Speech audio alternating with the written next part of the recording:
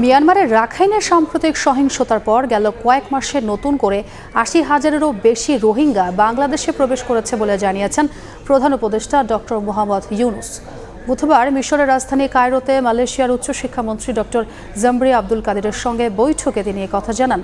Rakhine রাজ্যের বাস্তুচ্যুত নাগরিকদের জন্য জাতিসংঘের তত্ত্বাবধানে একটি নিরাপদ অঞ্চল প্রতিষ্ঠার বিষয়েও সমর্থন ব্যক্ত করেন প্রধান উপদেষ্টা। আজ কায়রোর আল আজহার বিশ্ববিদ্যালয়ে ভাষণ দেবেন ডক্টর মোহাম্মদ ইউনুস। এছাড়া D8 সম্মেলনে স্বাগত বক্তব্য দেবেন তিনি।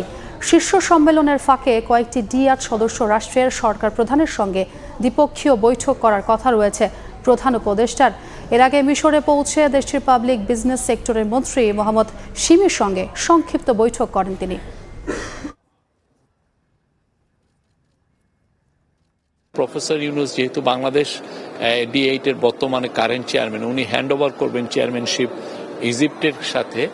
আর পুরো সামিটটা হবে, সামিটের ফাঁকে ফাঁকে যারা লিডার আসছেন এখানে তাদের প্রায় সবার সাথেই কথাবার্তা হবে। আর কালকে একটা কি থিম হচ্ছে ইউথ আর SME। আপনি ইউথের নিয়ে উনি কথা বলবেন, ইউথ নিয়ে ওনার যে চিন্তা ভাবনা সেগুলো বলবেন, আর SME নিয়েও উনি বলবেন। বিকজ আর ইউথের ক্ষেত্রে উনি ওনার ফোকাসটা হচ্ছে যে ইউথ ক্যান বি, মানে ওরা নিজেরাই জব ক্রিয়েটর হতে পারে।